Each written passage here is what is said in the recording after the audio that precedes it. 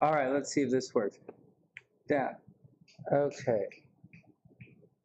Okay, let's see if this works. Let's see if I made it back to the same spot. Stream finished. Oh no, well, I don't think that I'm in the right spot. Actually, I have no idea what I'm streaming to. Everything says we're pretty good.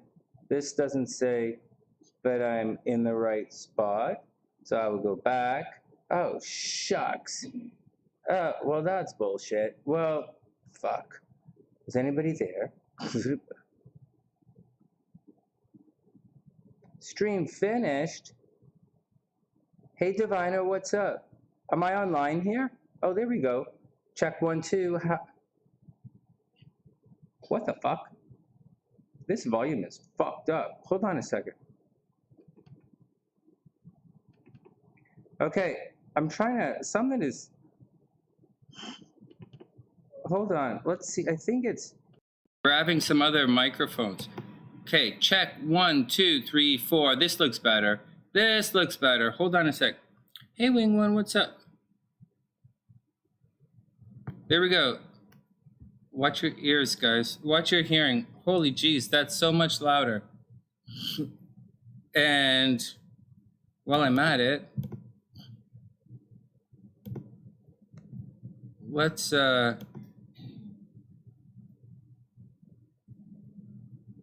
just leave it at that. Oh, we'll just leave it at that. Is everybody cool? Nah, yeah, I hear you on both sides. Okay, I gotta take this off. This is too loud for me. This is really loud for you guys. Holy crap, you guys listen to me this loud? And you know I'm so loud. I gotta turn the volume down a bit.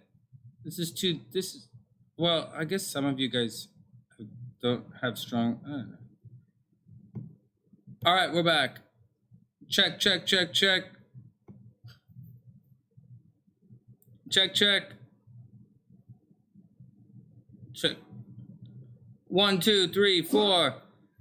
Loves you, yeah, yeah, yeah. Loves you, yeah, yeah, yeah. All right, let's get back to it. Wow. Okay, let me take all this off. Hey guys, what's up? I hope everyone is having a super amazing day. Well, you know the thing is, Diviner, that's, yeah, it does make a lot of sense to do that. I tend to turn the volume up as, here, watch this. I turn it up as loud as it can go. See it right here? This is the volume here. As loud as it can go without turning red, without going red. Check, check, check, check. Because if it goes red, it's going to crackle and stuff. It may blow headphones or whatever. But like, because there are a lot of people who, maybe their computers don't have, their volume is not so loud, or their headphones are broken, or like something, so I usually crank the volume pretty loud here. All right. Yeah, but you're right. Yeah, you could always, if it's too loud, you can always turn it down. That's the thing. You can always turn it down, but you can't always turn it up. Hey, so what's up with everybody? Is everyone having a super amazing day? Oh no, I'm lagging a bit, right? And I guess there's a little bit of a computer thing going on with me. So what's up, guys? So what's up? Here we go. So I did have something prepared for you guys. Check. Check, check. I think my computer started really slowing down after the basketball game. So, all right, let's get back to it. Hey, did Dr. P make it back yet? I hope she makes it back. The day just started over there, right on. Oh, you just played in a concert, Suzuki. Right on. What were you playing? Suzuki, remind me, what were you playing at the concert? That's really cool. Anyways, we're going to wait for a couple of people to pop in. I want to wait for Dr. P to pop back in. And did Wing One make it? Oh, she's right there. Okay, good. Wing One's here. And so we'll go, because, anyways, today we're going to talk about the phase of the moon. And I'm not going to I don't You know, the sound thing, and I couldn't figure it out. I thought I had to reset it, but I think it's just a setting here. Bummer. I hope she makes it back. Hey, Tian, what's up? All that freaking promoting down the drain. Whatever. Oh, you're accompanying a bunch of violinists? No way, that's so cool. Oh, wow. I used to hire accompanists all the time to play for my students at the exams. Because like flutes and clarinets and saxophones need an accompaniment. Part of the RCM or the Royal Conservatory exams in Canada, you need to be accompanied. Until like I think grade 10 is an unaccompanied song or something. But like almost all of them are accompanied, but you know. Anyway, it's pretty neat. Hey K1, what's up? I hope you're having a super duper duper amazing day. That's your job? No way. You're muscle. She's muscle in the music industry. That's right. She's my accompanist. But I'm with them. Just accompanying. It's okay. No, I don't need to sign any autographs. And I don't think you need an autograph either.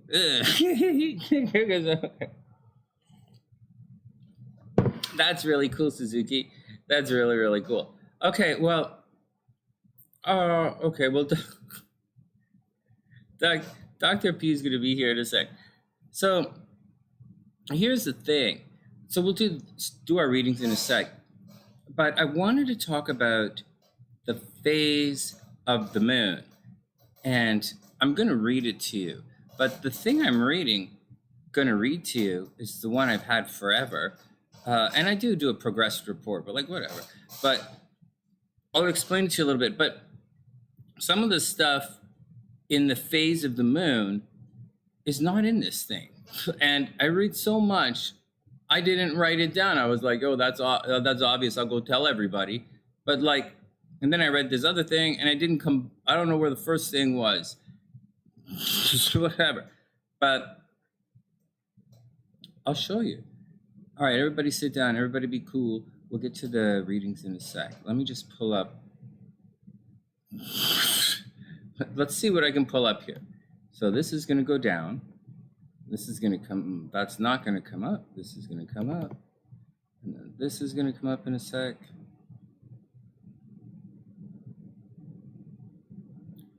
See, the time at which you were born, it's a... I'll show you what's going on here. So let's make it, oh, you guys aren't seeing this. Let's make it really easy for everyone.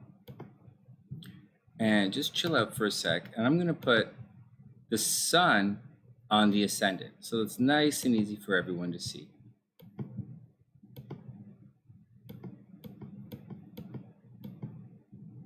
There we go. So the sun is on the ascendant. This is super important. Whoops. Because this is what we're all going through right now. So this is the sun right here on the ascendant.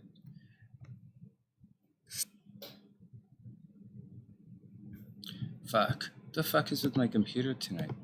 Hold on, guys.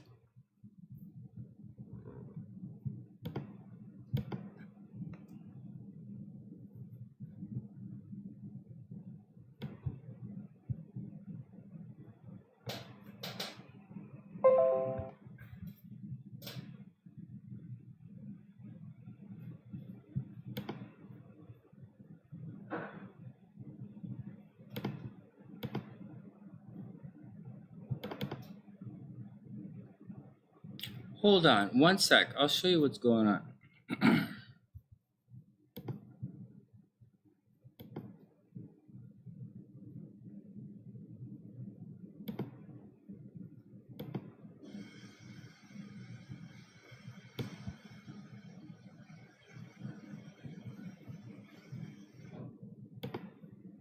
Everybody cool? Everybody cool? Here we go. So the moon has a bunch of different phases. It's not really that weird. There's something that a bunch of you guys in the background are gonna want to know. And when I tell you this, Hey, Stephanie, what's up? I hope you're having a beautiful day.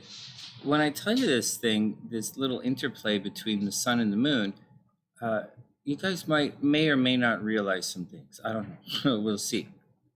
But the phase that so I'm telling you guys this because in the horoscopes, I do this all the time. Not all planets are strong in all signs. Like that's just the way it is. Like, like what am I gonna say? Like Mars is not so good in Cancer. Like why would anyone think Mars would be good in Cancer? Like those guys just cry all the time, right? They're smothering, they cry, they're like mommy dears. It's brutal. Why would you want Mars to go fuck up your home? Like that's brutal. Mars is horrible there. Or how about Saturn in Aries, right? That's like the opposite of Aries. Aries is like, let's get out there and explore, right? Saturn's not so cool in Aries. Saturn's going to restrict Aries. It's interesting. It's not all the same everywhere you go. Or like, what about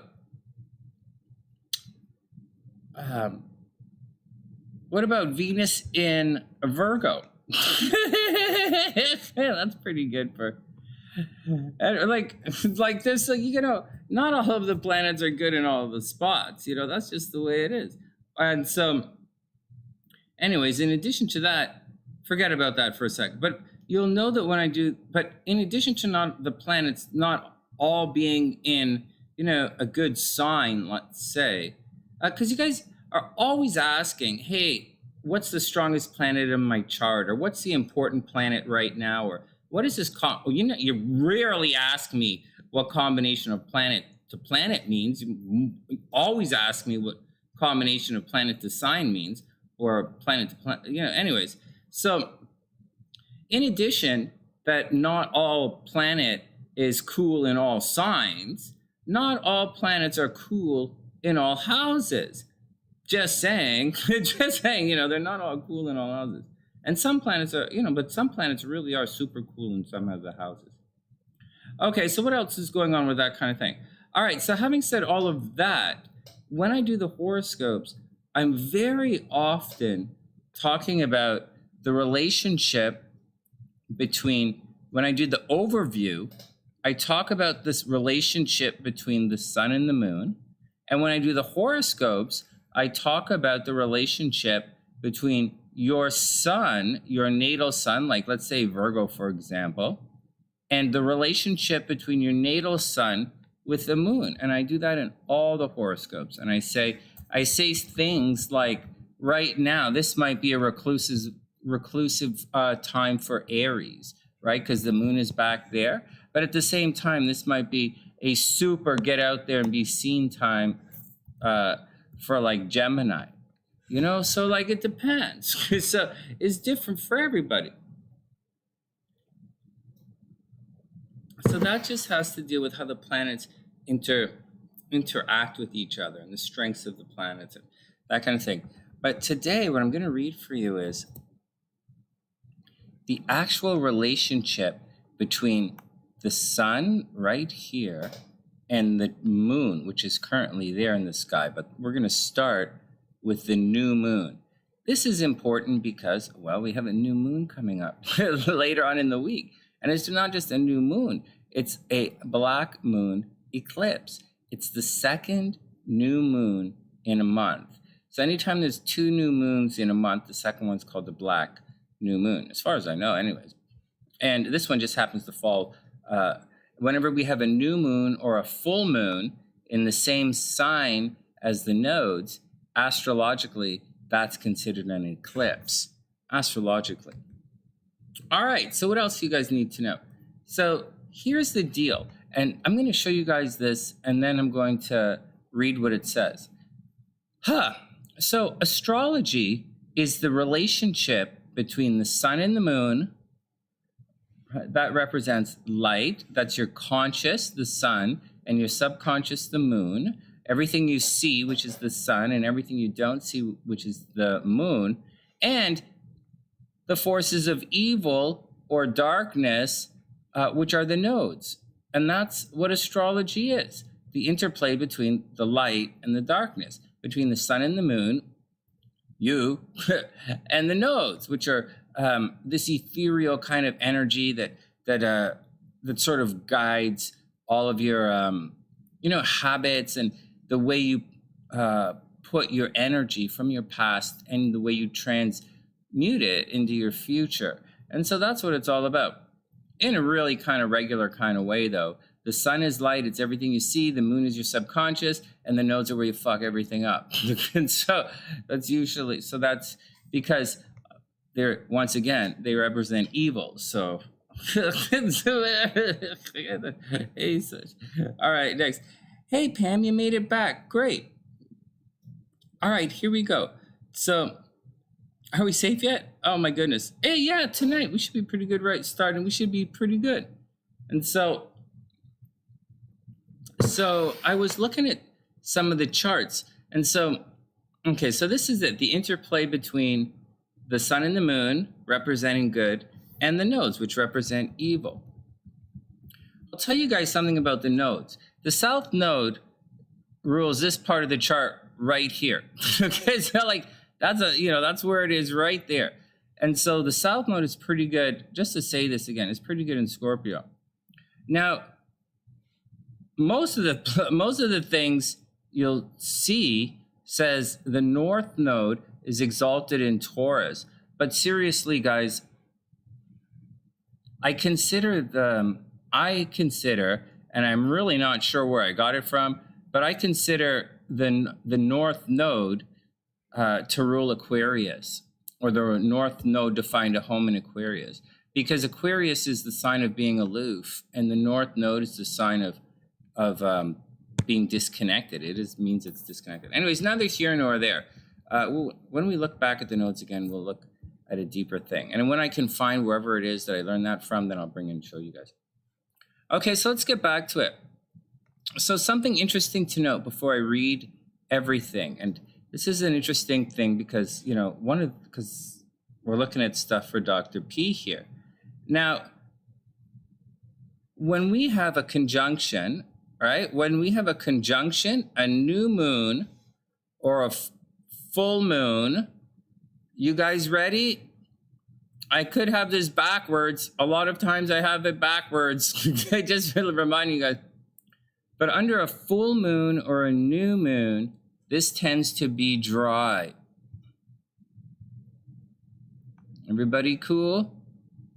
Full moon, or a new moon, as we're going through this weekend, this tends to be dry. When we have a moon square,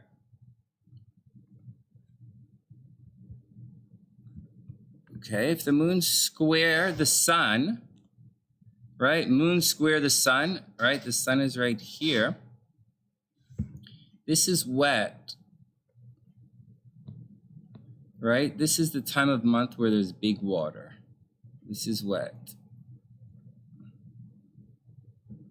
And obviously, right here, that's when blood runs, right? So, like your surgery under the full moon, you're gonna bleed. So, like, whatever, just forget that. So that's an interesting thing. So if you're born with a square, with the moon square the sun, and two people are born with the moon square the sun that I know right off the top of my head, Dr. P has that, and SLC has that. So you guys are both considered wet. Yeah, baby. Yeah. What? I didn't make it up. Some yogi sitting on a mountaintop with no clothes who didn't eat for like 5 weeks looked at the sky and said, holy jeez. What? I don't know. I didn't make up astrology. Fuck. Hey, Alice, what's up? I hope you're having a super amazing day. Okay, here we go. So, all right. Yeah, let's drink some coffee. All right. I like my champagne dry, and I like my burritos wet. All right, next. Hey, you guys got that? Everybody cool with this? I'm going to read you the thing in a sec, but the thing that I'm going to read you, as usually happens here on the sunny side, is not the thing that I'm talking about. Like, is it the thing I'm telling you guys? I can't find it. I was why I'm late tonight, and then my computer's messed up. Okay, so you guys ready for a little bit extra? So the moon has some phases, right? There are some phases going on here as the moon cruises through. Right now, we should be approaching dry because we are approaching a new moon right now. But that's neither here nor there because we are still in very, very, very big water, like really big water. Okay, next. So now there's a personality thing that deals with a lot of this as well. So in addition to conjunction, so the new moon, if you're born on the new moon or the full moon, you're pretty dry. You're born with what's considered dry. And if you're born on the square, you're born with what's considered wet. All right, next. Now, people who are born on the new moon, now remember, it has to be the new moon. Oh, Sonny, when I listen to other astrologers, they say like, you know, the effects of the new moon are like 2-3 days before and 2-3 days after, Sonny. You know, so like, what does it mean? What is like seriously, you know, so what's the real thing? That's a really good question. Let's imagine you're giving birth and you go into labor and you're like, ouch, I think something's happening. I think I just spilled my drink like, ugh. And then you're there and you're like,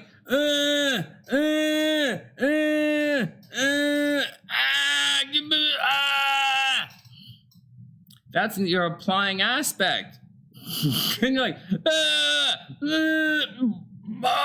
you did this to me. All right. First, probably. Second, not necessarily. And third, and then you have, boom, your astrological time that everybody in the fucking planet seems to drag my ass saying, what happens if I don't have my right time? Well, then the baby's going to be late. So you're standing there and you're going to be like, and then the event hits. And then you're like, oh. Now, like seriously, like if you're like 1 minute after giving birth is not the same as 1 minute before giving birth. One is applying aspect, one is a separating aspect, just saying. I'll use words next time. Okay, words to describe it. Okay, let's get back to it. So right here, people who are born on a new moon, see, I was writing the horoscopes. Hey, Cherry, what's up? And hey, Annie, what's up? I hope you're having an amazing day as well. So here we go. So as I was writing the horoscopes, I was thinking about this because the moon is going to be in Pisces. So that's opposite. So the moon is going to be in Pisces. It's right there. And the moon in Pisces is opposite of Virgo's sun. Everybody cool? And so when I wrote in the horoscopes for Virgo, I said that because this moon is opposite Virgo's sun, I said that there's a strong chance that Virgo is going to capitulate or get taken advantage of others. Because those who are born, right? So when the moon is opposite the sun, or say you're born under a full moon, right? If you're born under a full moon, then you're going to spend, then your moon, you know, your moon is what you want to do, right? Your moon is your subconscious. So if you just look at this right across like this, you're going to see if you're born in a new moon or the moon is conjunct your sun, you're going to want to focus on you. You're going to put yourself first. You're going to work on your ego. You're going to want to focus on how you look. You're going to want to take care of, you know, your stuff. You might be a little selfish. You might not be selfish. It all depends. But you're going to put yourself first, and that's just what you're going to do. If you're born under a full moon, right? Wait, let's go back.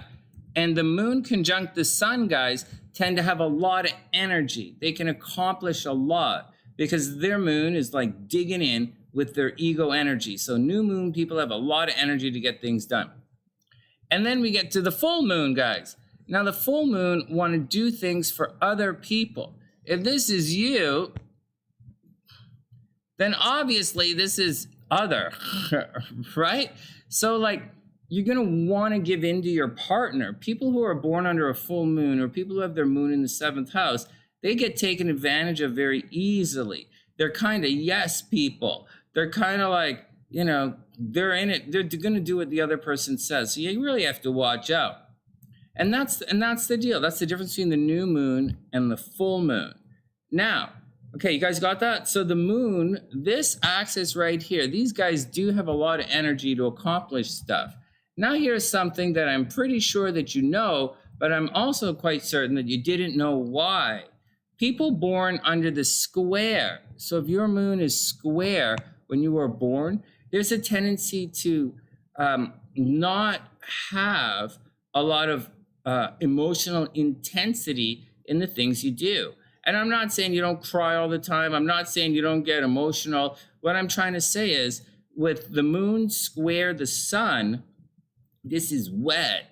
So this could be like moody. Moon square the sun can be moody. Moon square the sun can be unmotivated. Moon square the sun can lack enthusiasm at often. Moon square the sun is like walking around with a wet blanket.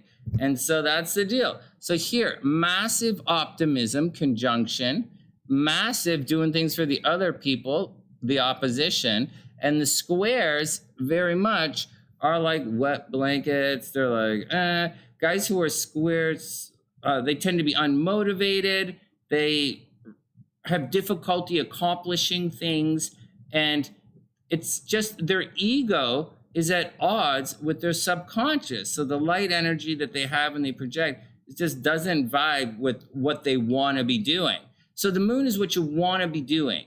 And if it's square, you can't, what you want to be doing is not, you're not doing what you want to be doing. If it's opposite, you want to be doing your partner. If it's conjunction, you want to be doing you. All right, next, let's get down to this thing. These are the lunar phases. Oh, geez.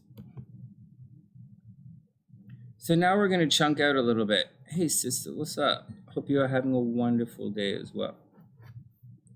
And hey, Kayla, what's going on?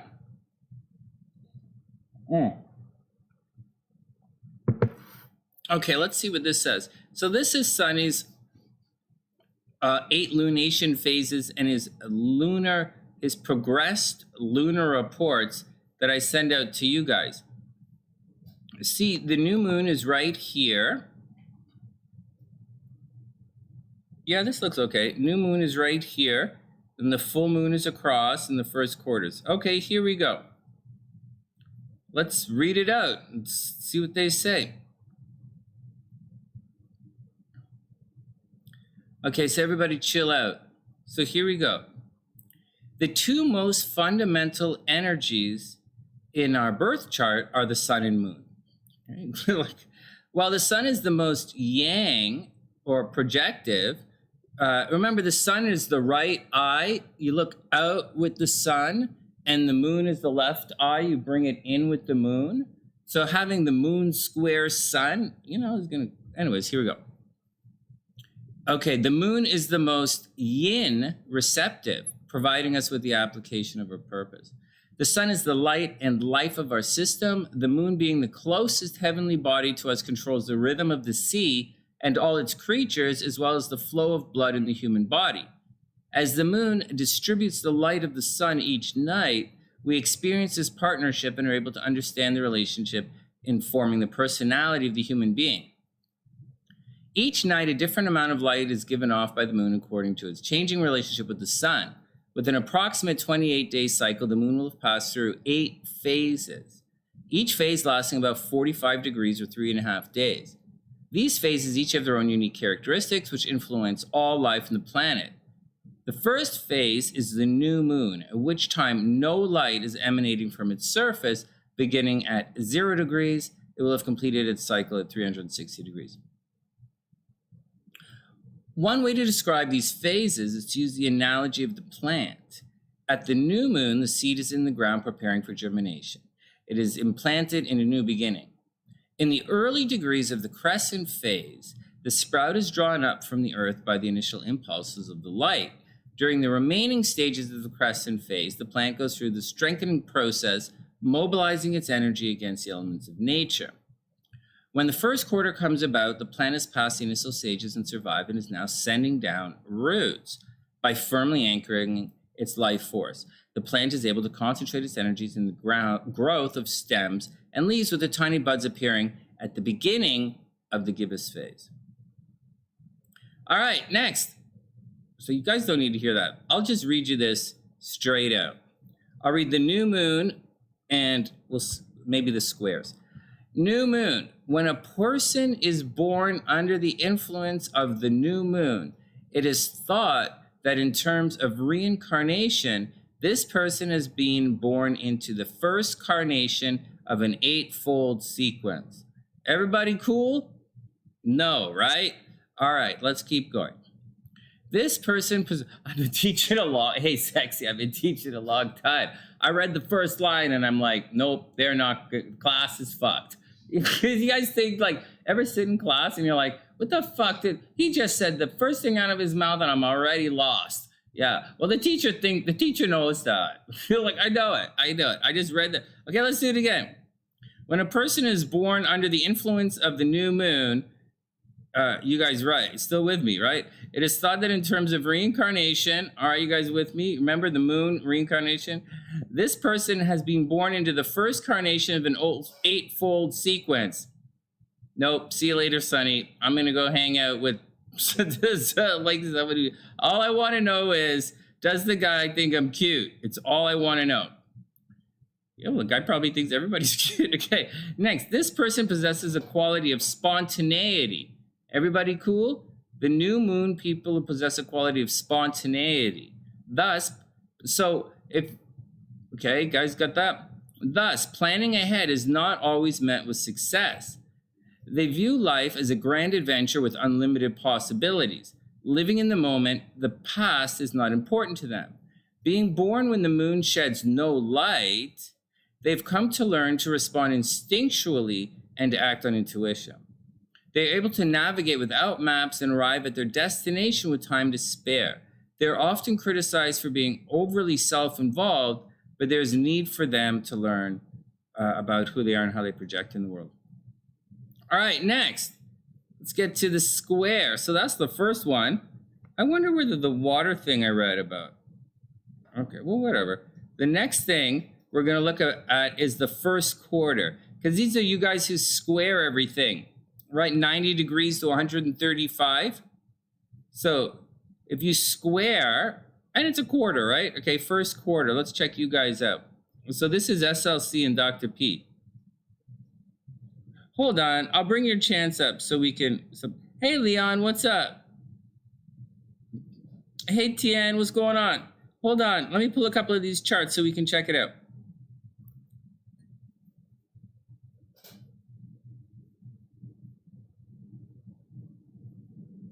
Ah, book us books. Hey, that's really interesting. That's really interesting. No way.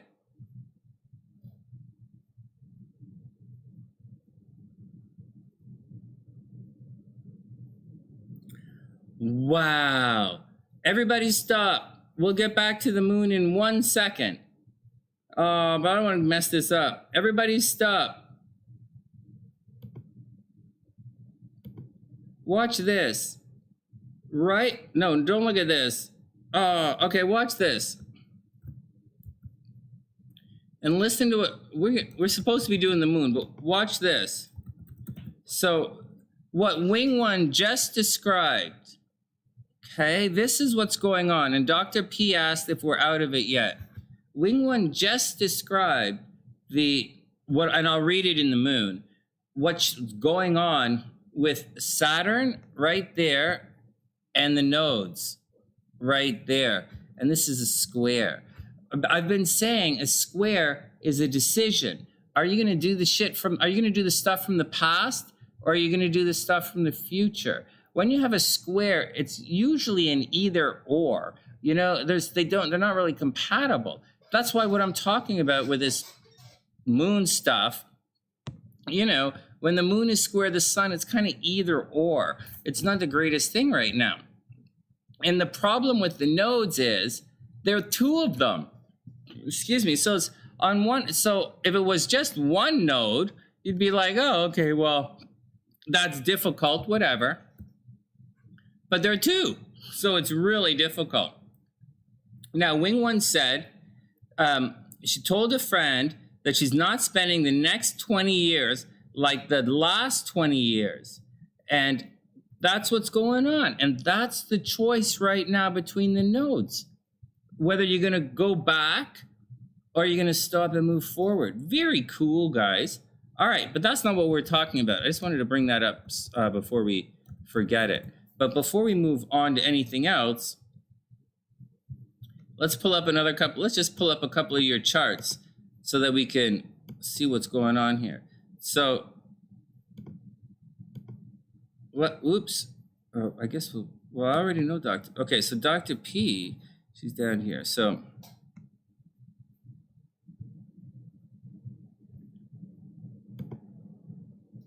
okay, Dr. P, and then we have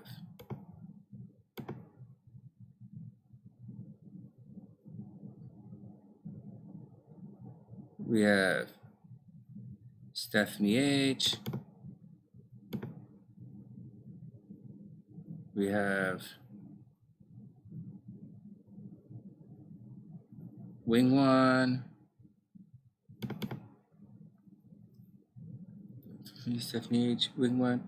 All right, here we go. Here we go, guys. Here we go. Okay, so Dr. P. Okay, Dr. P has the square right here. Sun in Pisces, Moon in Gemini. That's the square right there. We're going to read it next.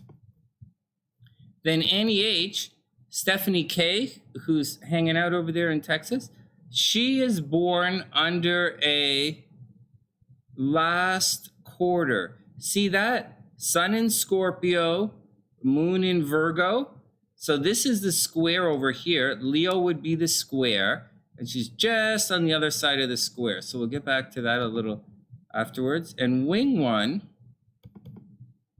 she was born same moon phase as me. So this moon is right behind the sun. See that? You guys can you guys see all of this stuff? Oh, I know. No, Wing One, I'll read it right now because we have the same one. I'm going to read it. Okay. So where's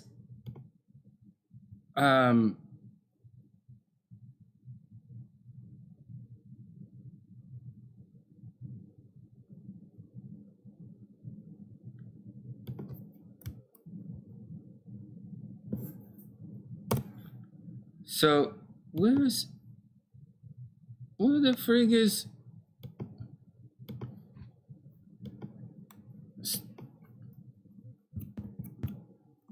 No.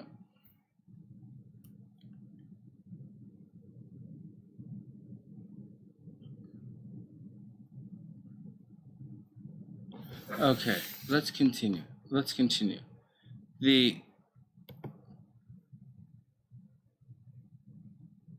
My brain is fried.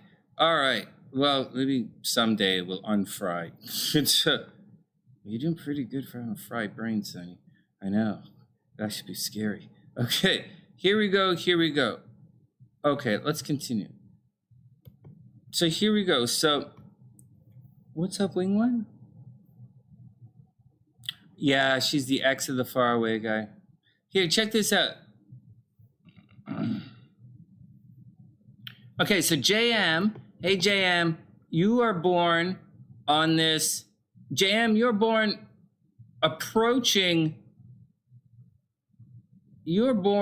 just after the full moon.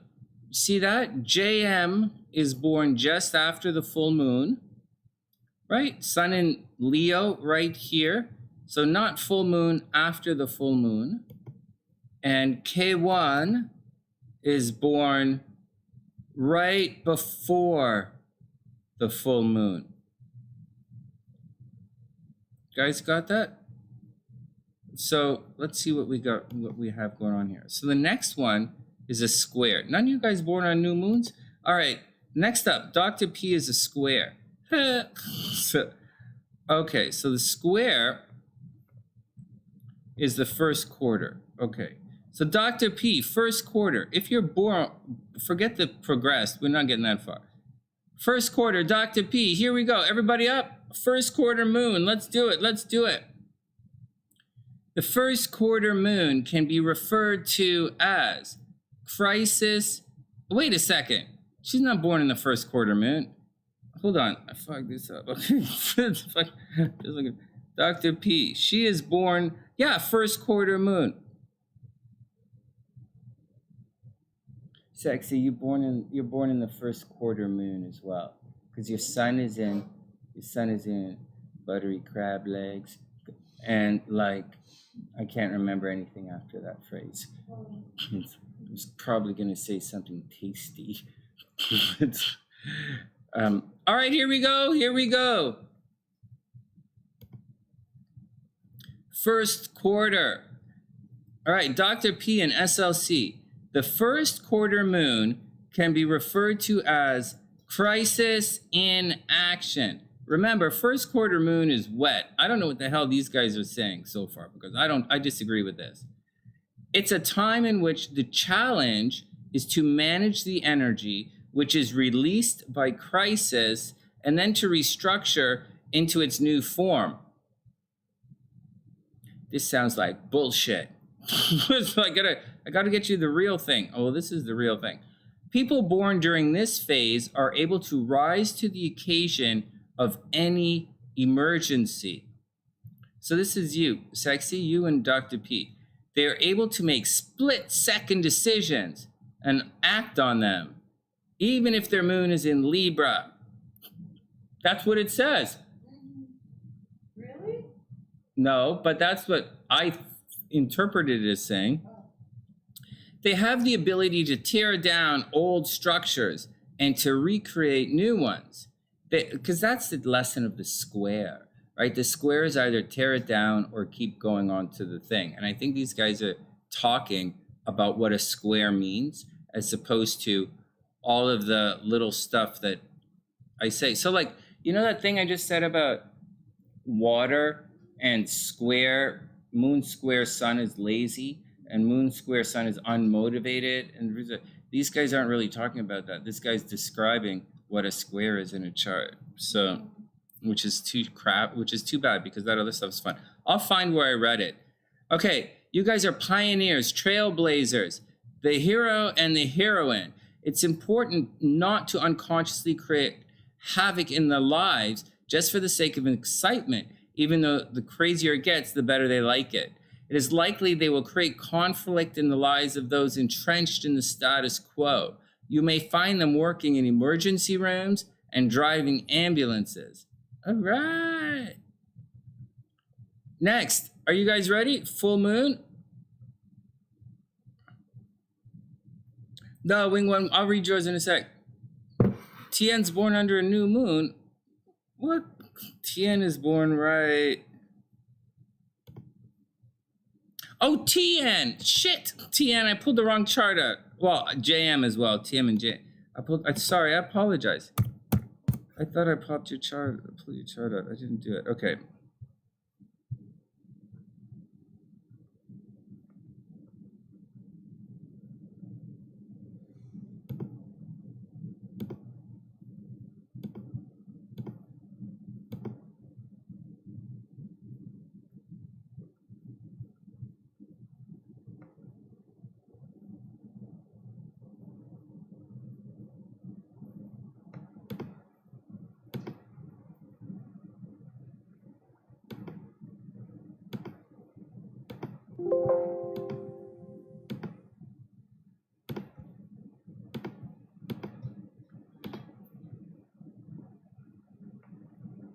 I can't find Tien's chart.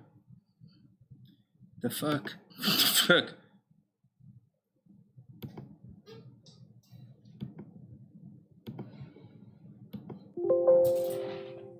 I don't believe that. All right.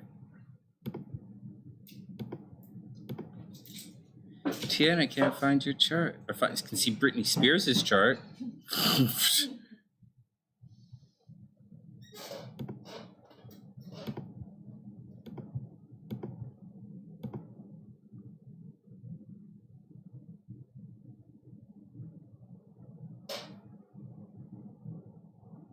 I can't find your chart. All right, let's go on. Let's go on. I'm gonna be here all night. I can't find your chart. So Britney Spears is fucking everywhere in this goddamn fucking program. And like, I can't find Tien. I look at her chart all the time.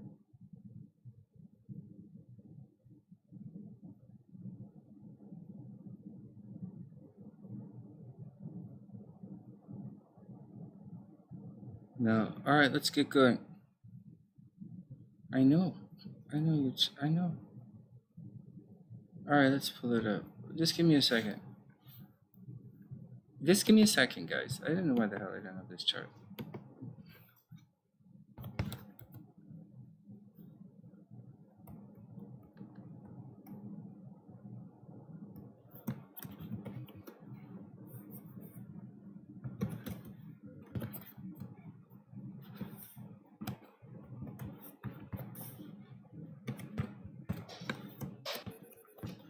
No. Tien, where are you? Are you in Toronto?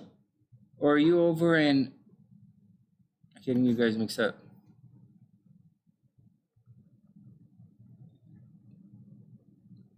Ah, Pam, that's funny. All right, hold on. Well, I'm putting... Until we get it sorted. Yeah, Tien's born on a new moon right there. All right, very cool. All right, here we go. Next. We're going to do the opposition. Nope. That's funny.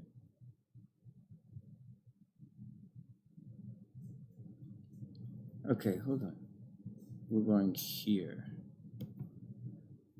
Okay, next, full moon. For those born on the full moon, Indiana. I got you, Tien. One sec. Indiana.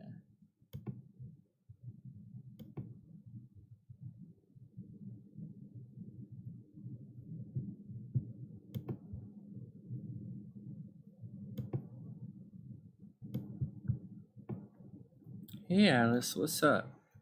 What's the capital of Indiana? Sweetheart? Oh, it's just Fort Worth.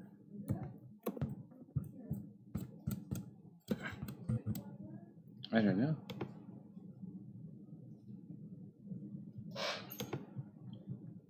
How do you spell Indiana? Oh, only one N?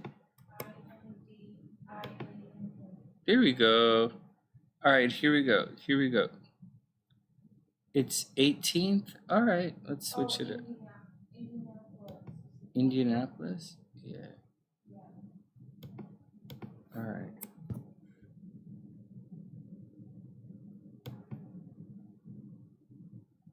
Indianapolis? Guys, I don't really have time to do this. Here, I'll do it in...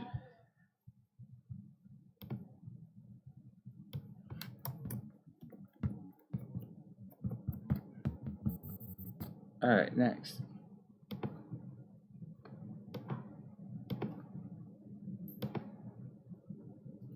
All right, let's continue along. So under the full moon brings about the completion of all the hard work that came before it. I got to tell you guys, this reading here, this is not, like, this is what I wanted to show you guys, but I'm telling you, this is not actually what I wanted to tell you. I read this as well earlier, but this is obviously, right? And this is ahead, but this is not what I wanted to share with you. I talk about this on the horoscopes every single time I write horoscopes. This guy, very clearly, the writer, talks about angles in a chart.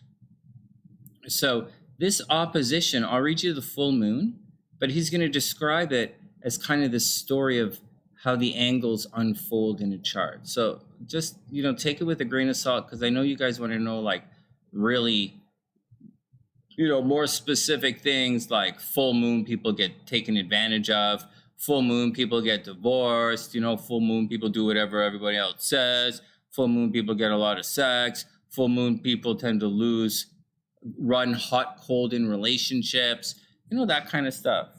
And so, all right, here we go. Whereas the new moon people tend to be really me. They tend to be very successful.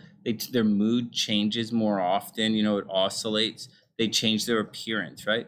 All right, here we go. Full moon. The full moon, full moon people can get divorced. And finally, full moon people tend to lose their hair quite easily. So you have to watch that. For those who don't know, full moon people can lose their hair. Okay. Full moon, the full moon, which is what you guys want to know. Which is what you guys want to know. New moon people sleepwalk. Talk about a full moon with a bald head. The moon is not your head.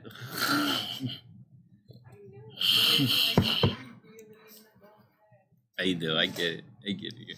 Okay, the full moon brings about the completion of all the hard work that came before it.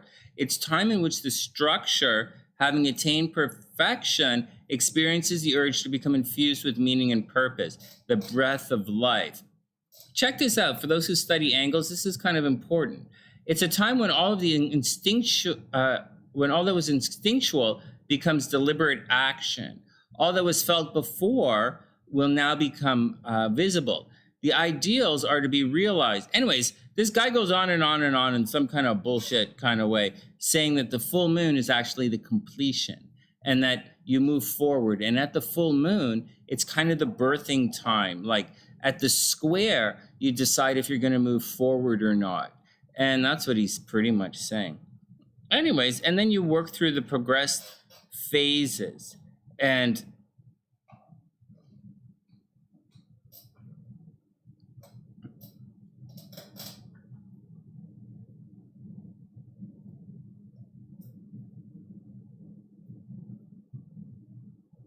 here we go. And for those, so I'll just read this one. This was me. I'll read this for you guys. So I was born in the balsamic phase. And I'll just read it out for you. The balsamic phase, and Wing One is born in the balsamic phase as well, where the moon is right behind the sun. Guys got that? The balsamic phase, moon behind the sun. I'd read you the big one for the other ones, but I don't actually have it. So I can't really do that. All right, forget the progressed phase. So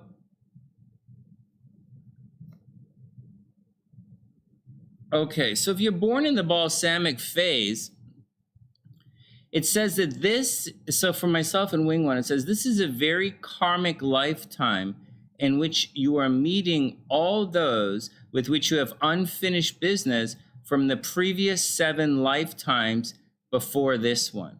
So if you're born with the moon right behind your sun, you have a very karmic lifetime, this one, with a lot of unfinished business you're doing. But I already told you that. When the sun conjuncts the moon, you have unfinished business. Okay, next. Therefore, you may encounter many brief but intense relationships. There is a need for completion, a sense of closure to occur concerning these individuals. This can be confusing at times. It may be helpful to ask the question, either to the person or to yourself, is there anything I ever needed to say, do, or give to you? Let me do it now. I like to say, is there anything I can do to make your day more beautiful? Mm-hmm. That's true, he does. I do. Yeah. I don't usually do anything about it, but I do ask. Yeah. Well, I have no short-term memory and a very lack of enthusiasm. Okay, next. Here we go. Oh, no. So this is for myself and Wing One. Anyone born with a late sun. Okay. If there's anything you needed to say, do, or give, let's not put it off any longer. Oh, I'm definitely like that. Let us complete it now. I definitely do it right away. If you cannot finish something in person, you need to ask in meditation to be released. Oh, possibly to forgive or to be forgiven. Having a full past or prior lifetime to reflect upon, you are a born visionary, a natural psychic with a bridge to the future. I am. Oh, yeah, I am a natural psychic with a bridge to the future. You realize, this is me in Wing One. You realize at an early age that you were different and may have to pretend to be like everyone else to fend off alienation from peers and apples alike. Oh, it is. Not, yes. No, I'm not. There's no, stop it. I have a green card. There's no alienation here. No. I don't even like ice in my nothing. Canadian. Why would I like ice? You think people from Saudi Arabia love the desert? You know what you should do? You should put sand in that guy's underwear. Remind him of home. Yeah, that's a good idea. Yeah. Hey, would you like extra ice with your Coke? What is that, fucking racist? Just because I'm Canadian, you think I want extra ice? The fuck is wrong with everybody here? I'm getting ready to move to Florida, for those who don't know. I'm practicing. You want extra ice with that Coke, Sonny? Was that fucking racist? I look, just because I'm Canadian. Okay, I'm practicing. Yeah. Okay, next. Next, let us focus. You realize at an early age, here we go, Wing One, you realize at an early age that you were different and may have pretended to be like everyone else to fend off alienation from peers. You may have been described as an unusual child. Oh, really? And may have even been regarded as the black sheep of the family. Oh, really? Others will recognize your specialness. Yeah.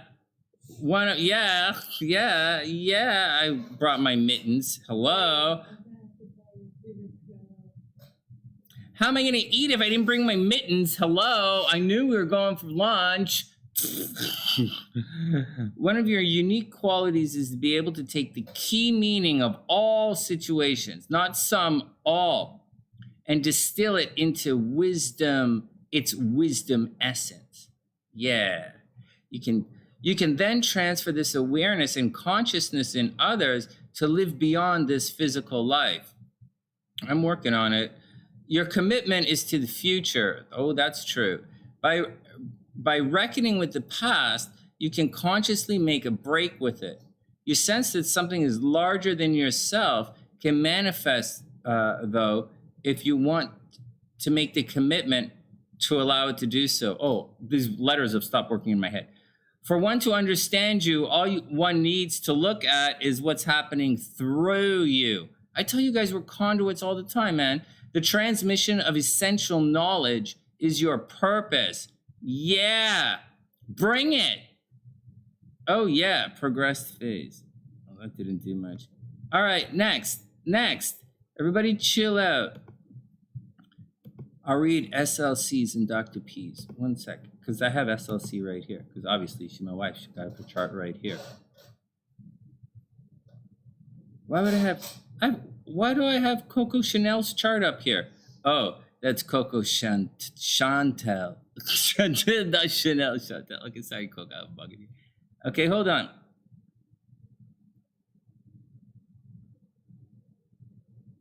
Wife.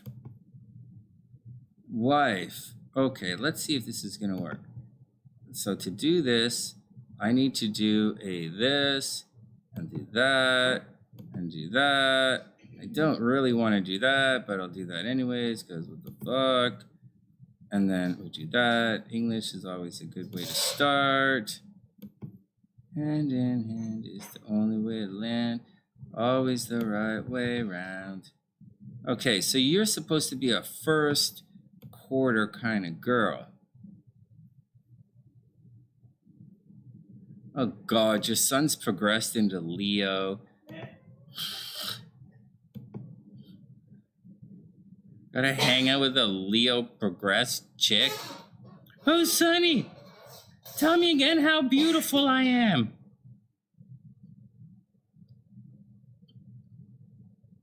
10. Oh, you're the best, Sonny. That was close.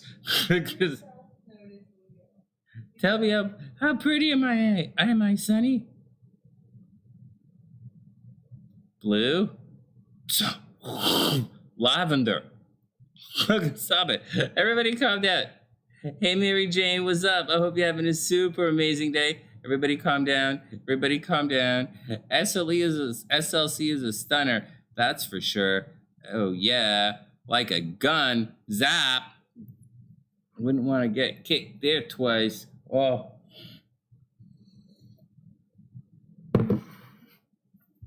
Okay, you guys ready? I might go to hell for this. And by hell, I definitely mean figuratively. Because, like, all right. SLC is born under the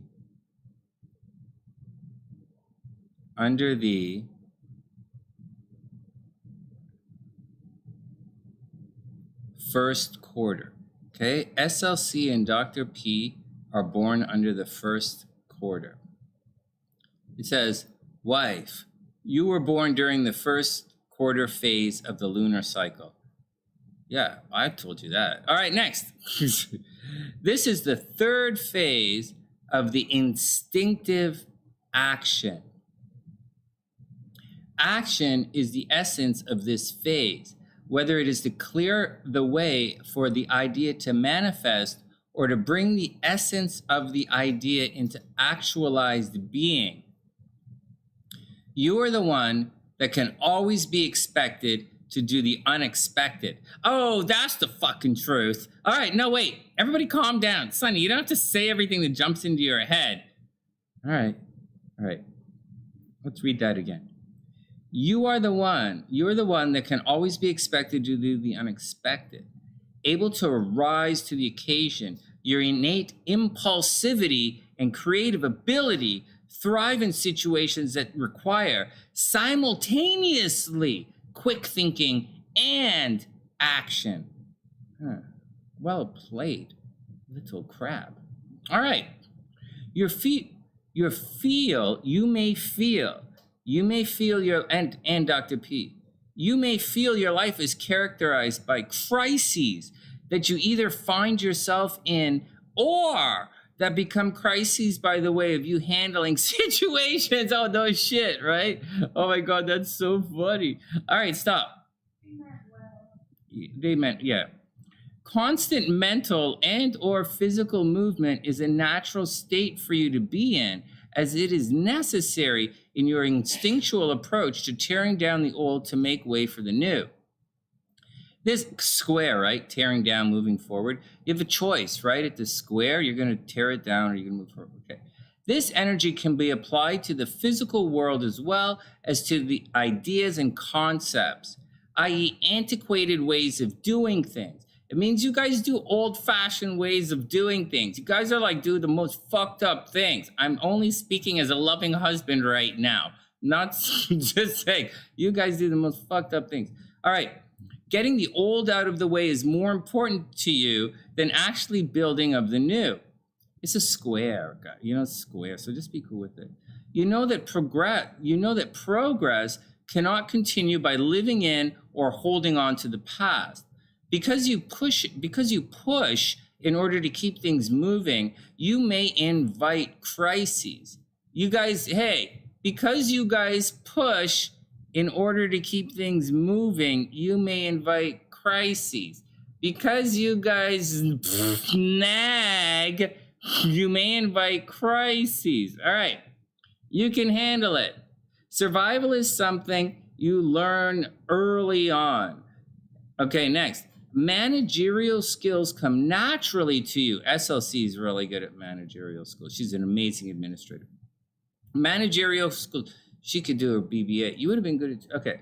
Managerial skills come naturally to you because you handle crises so well, moment to moment, even though you might have created them yourself. You can be trusted to manage the new into existence, even if there is barely a vague outline of what the new actually is. Your lesson is to manage energy which has been released by crisis and then restructure it into new form in order to get on with business. You guys got that? Everybody got that? Okay, your progressed phase, your progressed lunar phase now, all right, your progressed lunar phase is now in the middle of the gibbous moon phase. So you have 1 or 2 more years left in the gibbous moon phase. And the gibbous, so you have 1 or 2 years left in the gibbous, and then you're going to go on to the full moon. And when you get to the full moon, you're going to go ass crazy.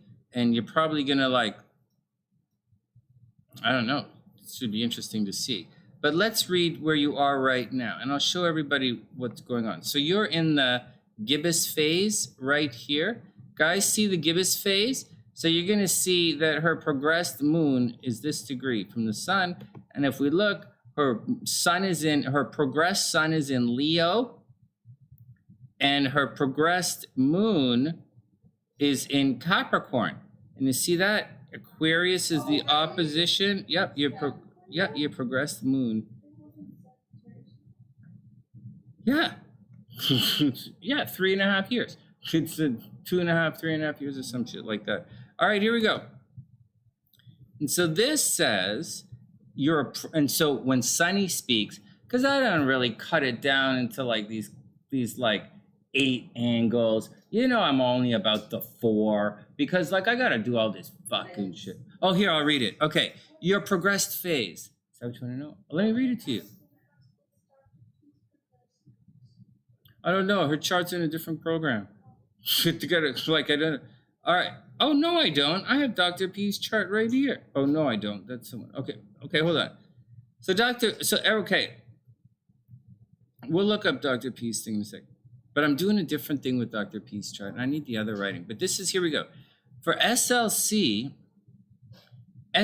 progressed lunar, because like you guys are different ages, right? She's like a 1967 model, and you're like fresh.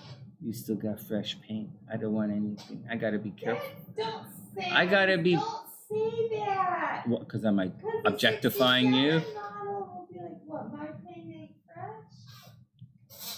Oh no, 67 is a nice model. They had fins. It was right before Woodstock. Everybody knows that. 67, they're like, you know, they're like friendly. Yeah, they're friendly. Okay, here we go. You know, they're like social in dark places. Here we go.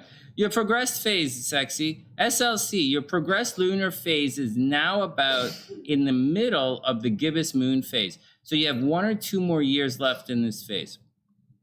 Having progressed to the gibbous phase, you are at the stage in which you are analyzing the techniques being used in order to find the most efficient manner of operation so that growth can hold value. This may include others in the learning process.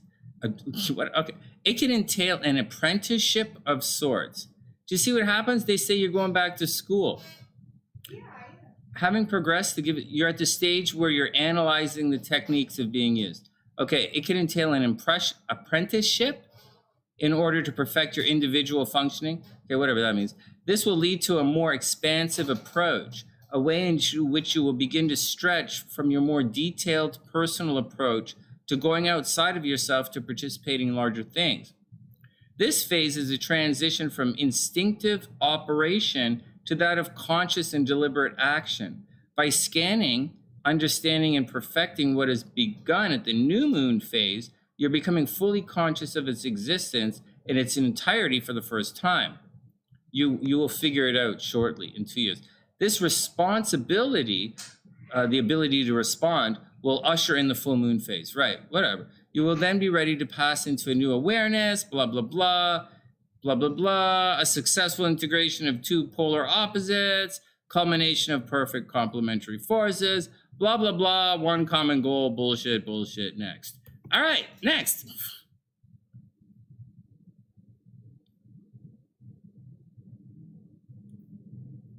Let's see if we can pull up.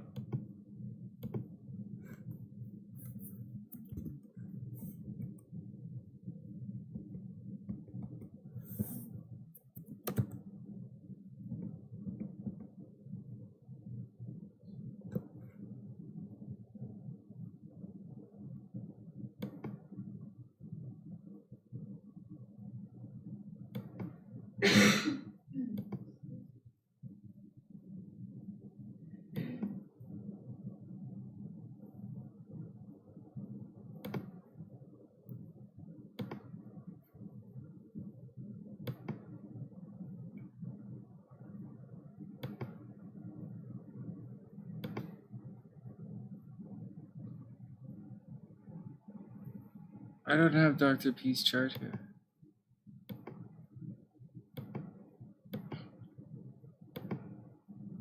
Dr. P, I don't have your chart. You're not in 1963, are you?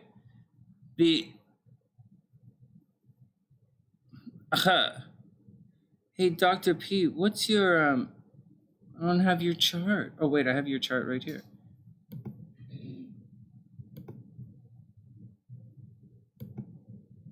Yeah, you're 67. I can't find your chart.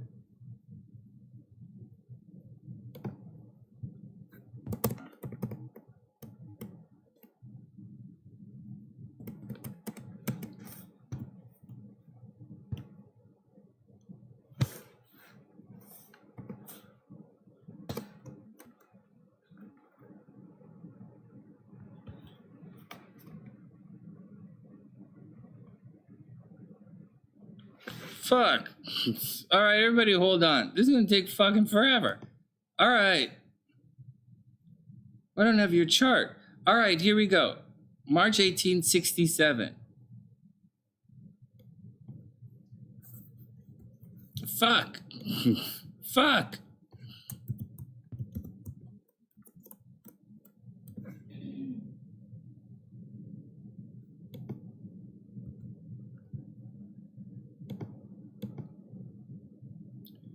Fuck. March 1867.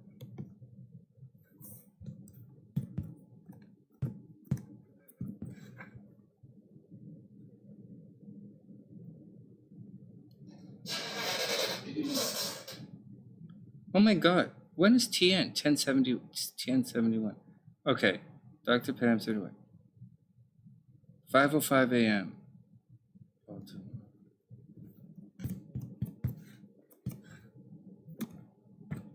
And Pam, is it Boston or Baltimore?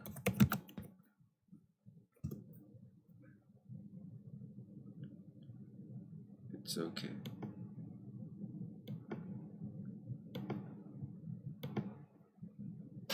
All right, you guys with me? This is Dr. P's chart. Let's do a progression of the chart. Let's interpretation of the chart.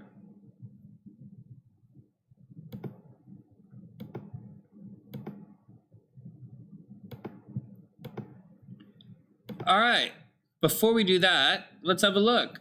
So Dr. P, this is her progressed chart. So she's progressed to her sun is right here in Taurus, right? Dr. P's progressed to a Taurus, and her moon is right here in the first phase. It is 21 degrees. To 21 degrees is 30 degrees. So it's 32 degrees away from the sun. So 32 degrees is what? 32 degrees is considered a new moon. So Dr. P has progressed to the new moon. So I'm guessing Dr. P, I don't have the times, so I can't really just bust. Oh, I could probably figure this out being like super fucking awesome. All right, hold on. Let's see if I'm super fucking awesome.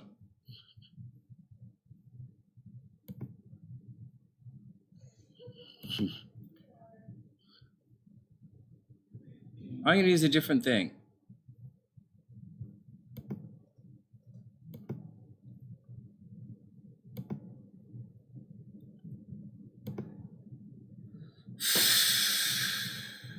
Okay, everybody calm down.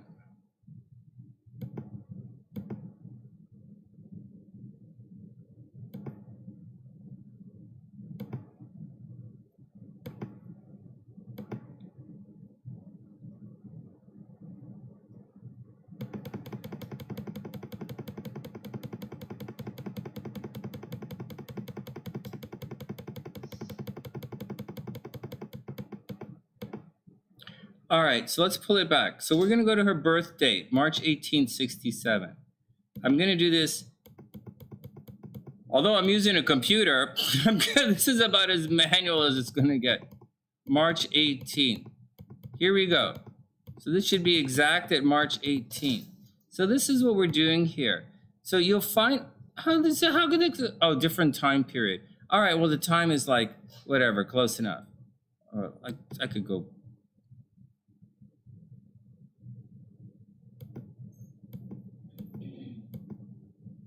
All right, check it out. So we're going to go 1 day for each year. And what you guys are going to see is you're going to see the moon go through different phases. So we're going to count. Okay, everybody with me? Check it out. Let's 67. Oh yeah, no, I know you're 67. So check this out. How many times does our sun progress? 3 times in a lifetime. It depends, Tian. It depends what you mean by progressed. It depends what you mean by that. Often there's a rule of 3 in astrology. I'm not sure what you mean by progressed, but the cycle of human lives. Okay, so just to let you know, the cycle of human lives is 120 years, and that 120 years gets like that 120 years gets turned into the 360 degrees here on the chart, and the chart gets divided into 3 groups of 9, depending on the type of astrology you're using. Depending on the type of the astrology you're using. Most of the astrology that you guys know does not do that. There is no 9 in anything you do. So like, but I'm not sure, and I'm not sure what Tian is talking about, but in Vedic astrology, they use a rule of 3. It's 9, right? And they use the 9 planets and like blah, blah, blah. It's broken down into, oh, fuck, I can't even remember, but it's broken down into, I think 150 degrees or whatever, 120 degrees. Oh, sorry, it's broken down into 3 sections of 120 degrees, and that further. Anyways, that's where the number comes from. But like, that's not what we're talking about here. But I'm not sure, but that's just to let you guys know. All right, whatever. So let's get on with it. So what we're going to look here is, we're going to look at how often the moon squares the sun. So you're born with the moon square the sun, and then we're going to look and see how often, what years you're going to get sick. So we're going to just hypothetically say that moon square sun is big water. So the next year, so we're going to go, this is year 1, and then 1, 2, 3, 4, 5, 6, 7, 8, 9, 10, 11, 12. But this should be obviously, right? This should be obvious. 12. So I'm just guessing, Pam, maybe around 12 or 13, you might have become sick. Like every 12 years, you might get sick. Every 12 years or so, this seems to square everything. And the moon cycle's 27 years, right? So what the hell is half of 27? It's like 13 and a half, 14, 13 and a half. Oh, that's the answer. So Dr. P, I would imagine that every 13 and a half years, you're going to have heavy water in your lungs. That's where that's the square. Every 13 and a half years, the moon squares the thing. All right, enough. Let's get back to the fun stuff. So right now, Dr. P is going through the new moon. So your progressed, see down here, your progressed phase, your progressed lunar phase is that of the last third of the new moon, right? Last third of the new moon. Each phase lasts about 3.5 years. So the next phase will begin soon. This says, Dr. P, a decisively new direction has come about in your life. This can be an emotionally stimulating time in which you feel the urge to initiate and project, even if you're not quite clear about what you're projecting. Much of the energy in your life can have a magical quality to it, as things are just automatically going in a certain direction. It's important to be intuitive at this time and allow the natural course to show you the way to the next step. As this phase progresses into the crescent phase, this new venture and energy will become more manifest in tangibility with an awareness that something new is trying to come to life. And there we go. The crescent phase, she was born, oh my God, it says, hey, Dr. P, this says you're not born under the square. This says you're born under the crescent. You're born under the crescent. Hold on. This says you're born under a crescent. So what is this? 27 to 27 is 1, to 27 is 2. Then to 27 would be 3. You'd have to be in here as the square. You were born right here. So what is that? So you're not, so Dr. P, you're not born under the square. You don't have, hey, crap, where did it go? So Dr. P, you're not born under a full square. 27 degrees Pisces is square at 27 degrees Gemini. So that's the deal. Your natal, you're not born in the square. You see, 27 degrees is right here. See, 90 degrees puts us in the first quarter. You're born under the crescent. So let's read the crescent. So you're born under the crescent. TN, I think, is born under the crescent. We'll read them both. I think TN is right here. TN's born, whoa, she's born with the sun right behind the moon. Oh, that's a bummer. So, okay, so I just read that. K1 is almost the full moon. JM is way on the other side.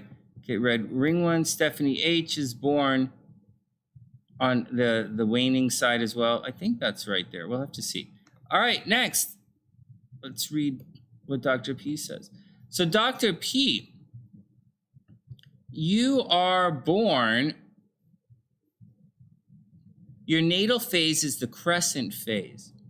It says you were born during the crescent moon phase of the lunar cycle. Okay, having passed through the darkness of the new moon, a silver light has just begun to illuminate the path as the moon embarks on its new cycle. The greatest challenge is to become independent of belief systems and concepts that are part of the past. This is necessary in order to fully realize selfhood and individuality. Be aware of comfortable ruts and habitual behavior. They represent the chains of the past. As you break free, opportunities will open up to you. The first is the hardest. It may feel as though you're going against the grain. In many ways, you are. As you take the initiative to make changes, you may find a lot of resistance in those who are used to relating to you in a certain way. They may feel threatened by your breaking from the status quo, and by asserting your will and determination, you will foster belief in yourself and develop a creative new vision. And there you go, Dr. P. That's it. So I was mistaken. You're not born under a square. SLC is born under a square, but that's okay. Because I'm a bit of a square as well. So, hey, Jaylynne, what's going on? We'll see. We'll see, Dr. P, we'll see, because there's a lot to it. And I don't actually look at the phase of the moon as an indicator of sickness. Just to let you know, I don't look at the phase of the moon as an indicator of sickness. I look at transits. I look at transits and progressions as sickness. You guys have seen it. And yeah, that's how I do it. That's how I do it. But like, we're checking it out. What's up, Jaylynne? You have a serious what? You serious what?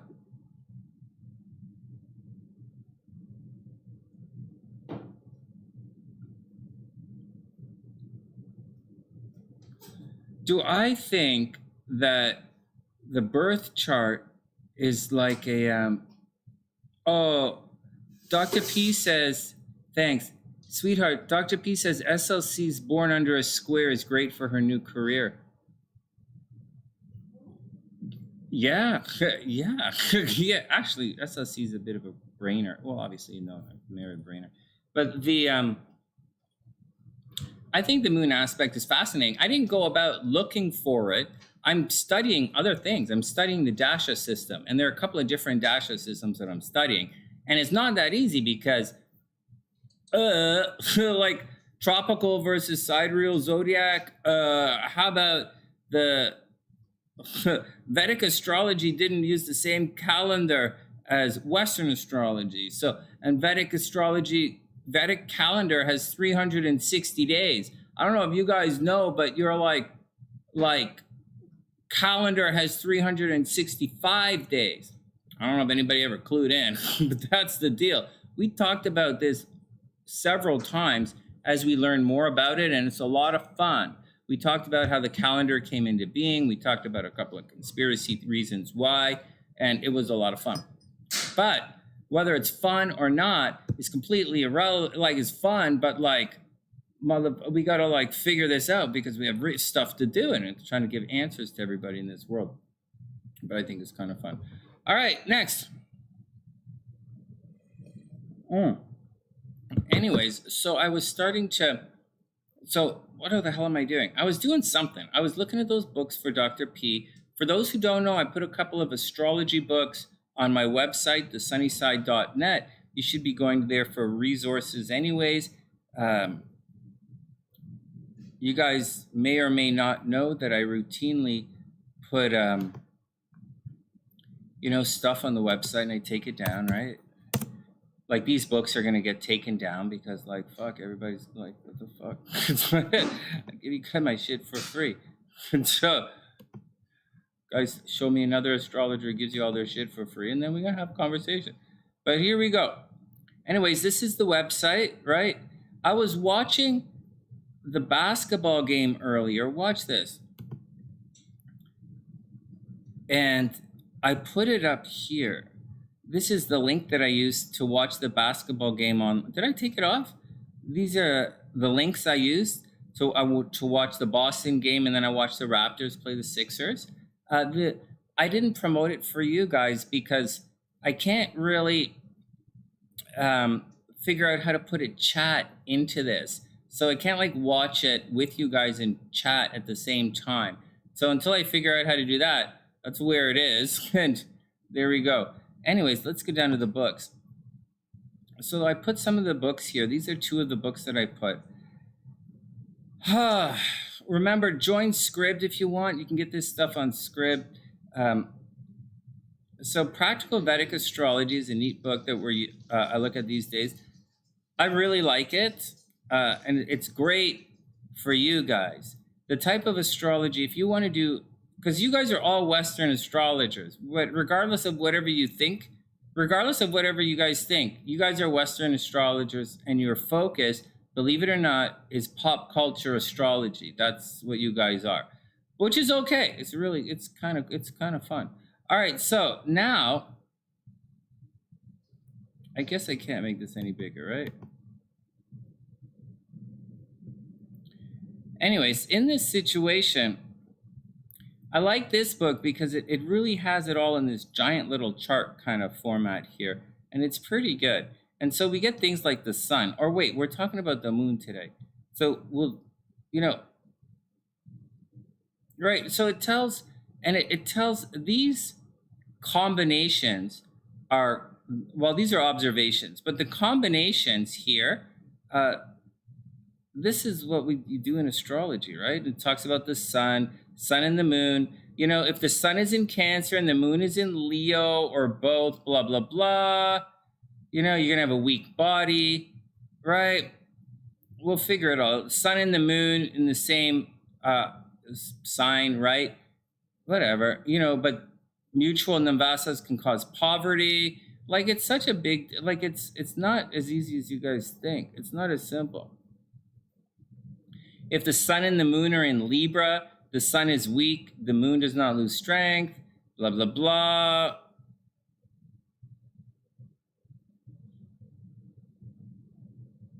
The sun-moon conjunction gives more material wealth then when they are in square or opposition. Yep.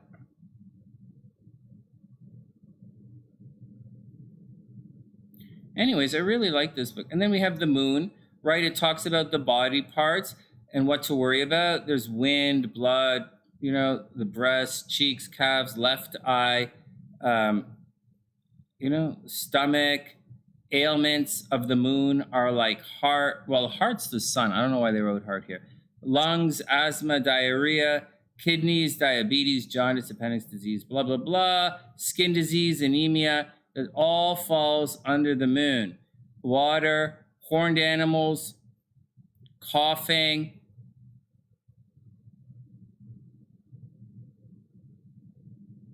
This is really, anyways, this is a really interesting book.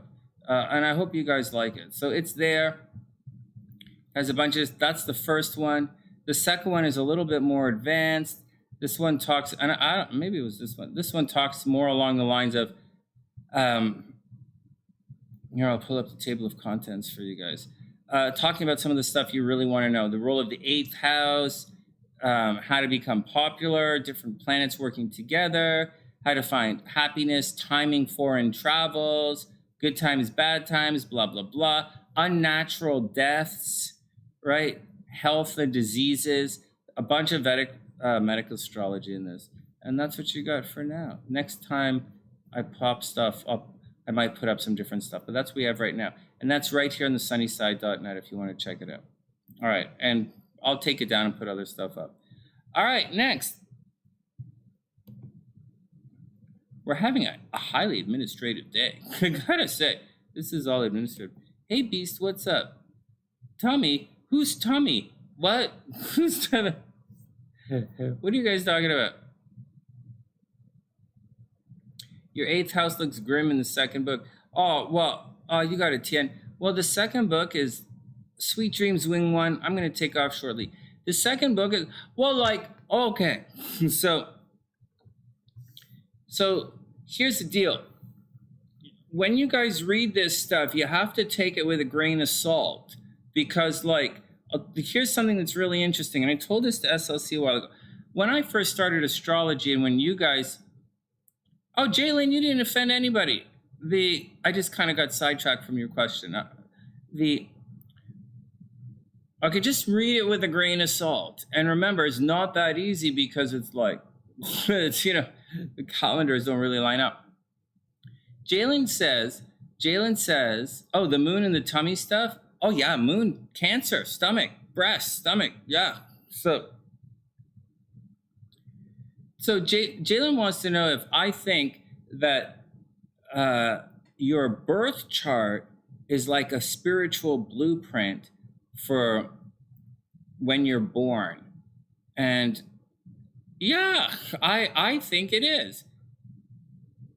I think it is. Like, I think it is. It doesn't mean that it is, but as an astrologer, I think it is. I really do. And I really do past life astrology for years, and years, long before any kind of past life astrology stuff. I did past life regression as a hypnotist, like for years. There are 5 different past life regressions in my first book. 5. I wrote 5 of them. So like, what the fuck? And so, but aside of that, it's I do, you know, we're doing it in astrology now. Do I believe in that? Yeah, I do.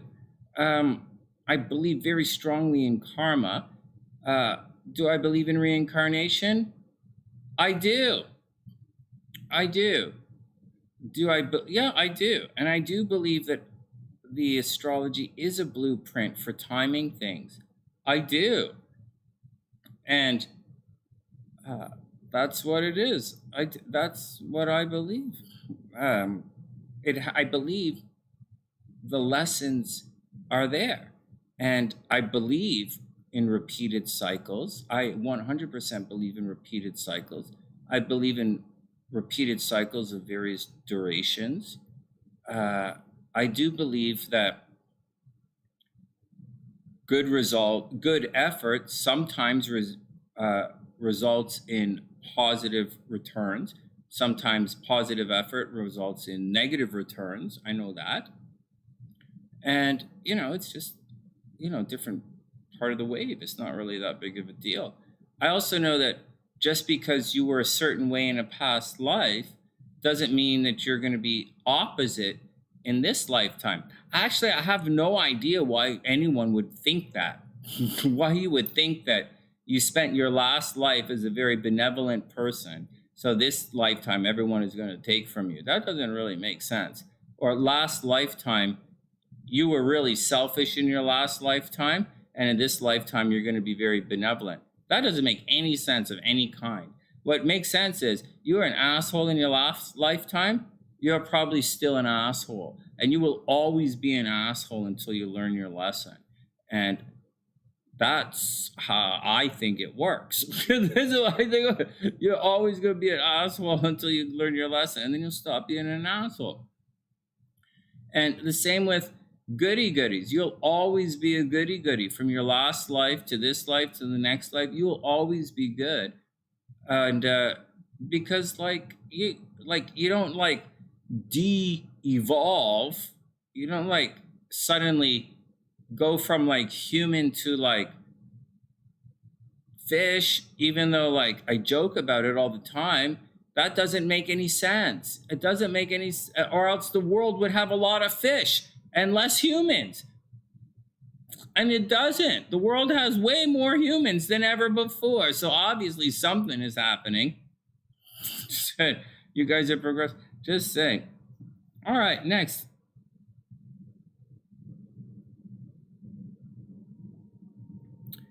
Seriously, Jaylynne? That's crazy. Well, whenever you guys are ready. Ha ha ha ha. I have stickers. I don't have one here though. I gotta order some. All right. Lizard people. That's all cool. All right, that's all cool. That's all cool. Any questions? Any questions with anybody? Anything? Did I miss anybody? Is anybody sneaking in? Are we doing any readings tonight? Then let me make sure I didn't miss anybody.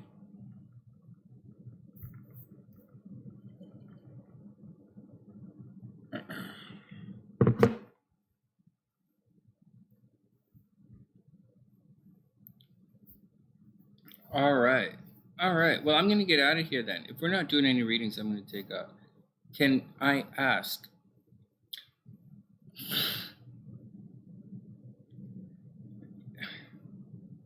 What are you uncertain about, Diviner? Go ahead, ask a question about the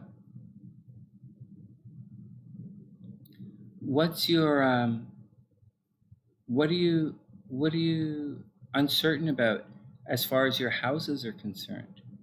Because houses are kind of important.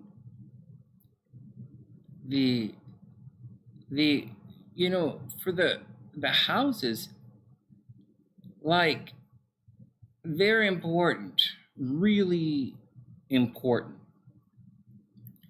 But equally as important are planet-to-planet aspects. Guys, look through those books. I just posted 2 books on there. Look through the books. You're going to see a lot of what are called Vedic yogas. And that's a combination of 2 and 3 planets, or 4 or 5, but it's a combination of 2 or 3 planets. And that's what it's about. That's what it is. And that's a large part of it. As far as chopping up the sky into houses, there are many different systems and ways and reasons that you can chop up the sky for whatever you're looking for. If I don't have the birth time, I often put the sun on the ascendant. I do. And I work the aspects from the sun. So having said that, the type of astrology I'm looking at right now, I'm looking at a lot of stuff from the moon and where the moon is specifically placed. And so I'm looking at, and you'll see that things like, you'll see things like Mars conjunct the moon can make someone really wealthy, right? Mars conjunct the moon, people, they put themselves and their emotions and their needs first. And so they tend to be rich. And so, I didn't say anything about any signs, or like the moon isn't overly happy in Capricorn, but Mars is really happy in Capricorn. So like, what the fuck?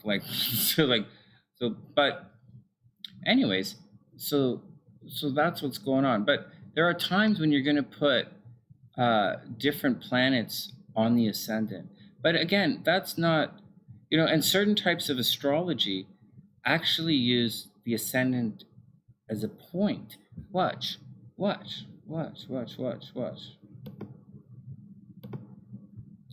So there are two types of charts.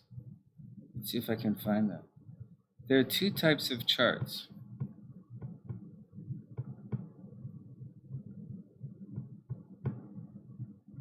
Hold on. Oh yeah, the role of the 8th house, right? Yeah, seriously, Dr. P. Okay, so there are two. Fuck. Were there no charts in this book? Oh yeah. So there are two types of charts. There's a North Indian chart and a South Indian chart, and you'll see one of the charts is fixed with the ascendant right up here. I can't read these. I can't see this. Anyways, this number 3, right? This puts Gemini on the ascendant, right? In this chart right here, we have Gemini on the, we have Gemini in the 1st house in this chart right here. So like it shows different things, and we have a movable, in this chart, the ascendant is way over here, right? And it's in Aries, right? Ascendant in 1, it's in Aries right there, and it's way on the side, right? Whereas in this chart right here, this is the ascendant up here. See number 1, Aries, this is the ascendant right here. Or the ascendant is right here. They put it right here, the moon. Sorry, my thing is not fucking it all up. It's whatever. Next. Anyways, have fun. Have fun with this stuff. If you have any questions, let me know. I don't think I'm going to be teaching any classes anytime soon. Like we're really getting ready to move, and we don't have a place yet. So we have to figure out. I don't even know what city we're moving to. We're either going to move up the street to, we're going to stay on this side if we stay in Chicago, we're staying on this side of the river. I don't want to go into Streeterville. So we're probably going to stay river north on this side of the water, this side of the river by the park, because I jog through the park. And so I don't like jogging through the city because it'll stop every fucking stoplight. So what the fuck, right? So it's not just Chicago. I don't like driving or jogging in the city in Toronto either. I don't like jogging in the country. That's obvious. And I really don't like jogging in trails. But I do like jogging in the city. I just don't like stopping at all the stoplights. It really bugs me. So I'm going to jog over by the park and by the water here. So although I haven't jogged all winter, right? I'm not a superhero here. And so that's the deal with that. I don't know what that. Anyways, let's move on. So let's get back to it. So anyways, what do you mean? What do you mean, Dr. P? Do I pick that with my intuition, the placement without time? No, not at all. Not at all. Not at all. If there's no birth time, you don't use birth time. You don't make it up. You will read it without a birth time, because you will read it without a birth time. It's an incorrect thing to do, to read, to make it up. If you don't know the guy's moon, you don't make it up. It's one thing you read it as if there's no birth time because you don't have the birth time. So you don't use it. You read it without the birth time. And it's a different way of approaching the chart, but that's pretty simple, really. But all this stuff I'm telling you guys, so hold on a sec about this stuff. It's easy for me because I know my birth time. There was a time in my life, a period, when I did not know my birth time. I thought I was born at like 8:30 in the morning or something. And that's what I thought. And until I really knew my birth time, I wasn't really happy. And then I found it and it switched from like 8:30 in the morning to like 5:20 in the afternoon. And my chart dramatically changed. And now that I know what my chart looks like, you know, theoretically anyways, then I'm at peace with it. And because I'm a professional astrologer who can read a chart in like a million different ways, I'm not overly hung up on all the information. Because I know like some of the stuff that you're telling me is incorrect. Like, and I know, and I could tell when I'm looking at the chart. And so, well, whatever. But like, anyways, you should be able to read it as if there's no birth time. That's just the way it is. That's just, when you get good at it, that's just the way it is. And so, if you're a writer, you should be able to write, you know, something without the letter E. Just like not the big. And so that's the deal. Oh, what I was saying is, as an astrologer, and after doing it all these years, I do put different things on the ascendant, and I do use different house systems, and I use different systems for different things, and I use different rising signs for different things, and like that's just the way it is, and I'm not really fazed about it. But I'm going to say it again: I'm not fazed about it because I know my birth time. When I didn't know my birth time, I really was fazed about it. And I really did have all the questions that you guys have right now as well. So I'm being very patient and sensitive to it because I know it's a thing. Like, I'm your astrologer, I know it's a thing. All right, what else is going on? All right, Jaylynne, have an amazing day, guys. 0 air in your chart is okay. That means you tend not to have your head in the clouds, right? If there's no air, your head's not in the clouds. You're also probably going to have communication problems. And that's it. No, diviner, you don't get it. You don't get it. Watch.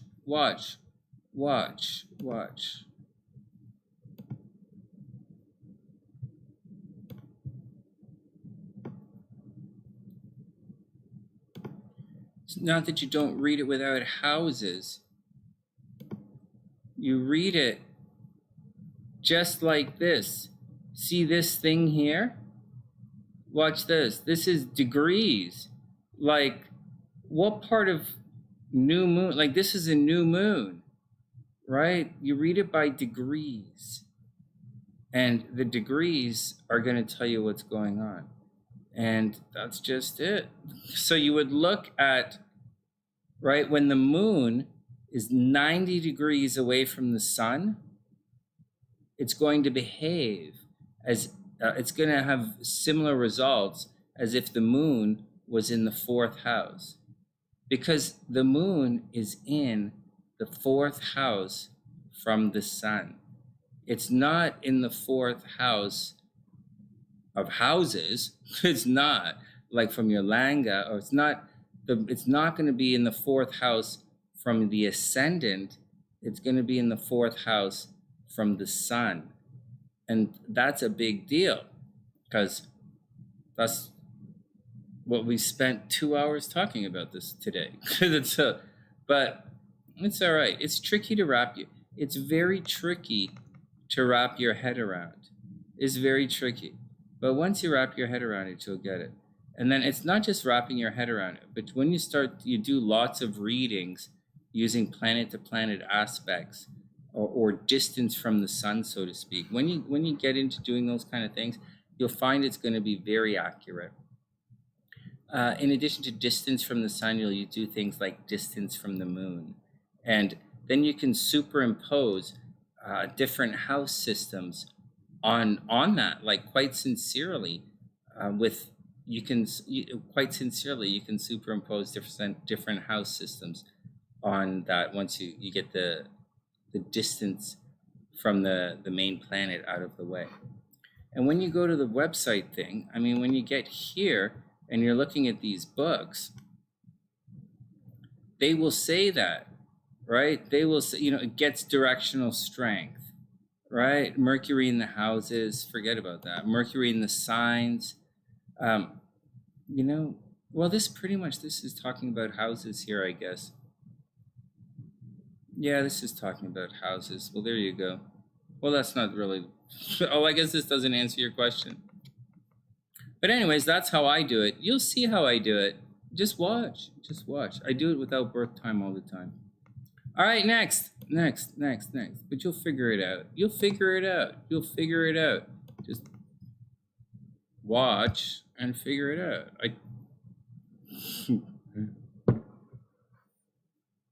All right, next.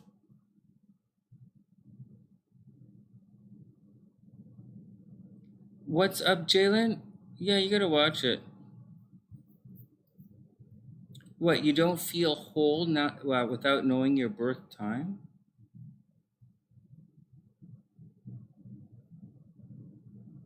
Divina, that's funny. Would you say?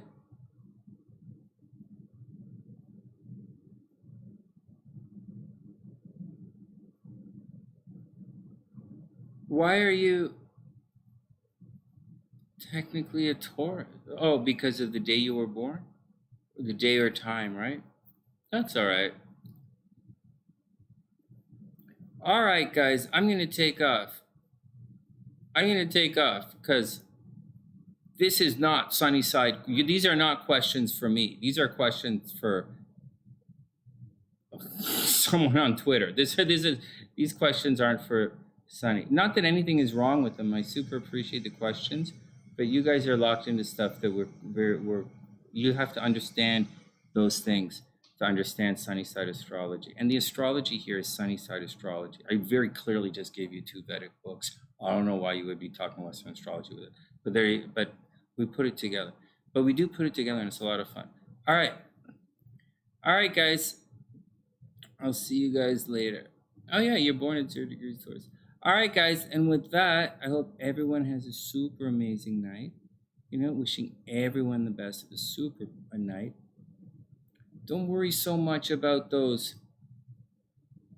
Worry about it. I know you're worried about it. I really do get it. I'm really sympathetic. I get it.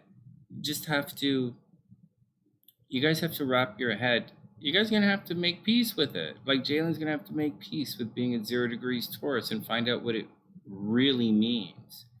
And, you guys are going to figure it out. One of the other things. All right, guys, be cool. Or diviner, no air in the chart. Did you say no air in your chart? Or Dr. P? When you guys said no air in your chart or something?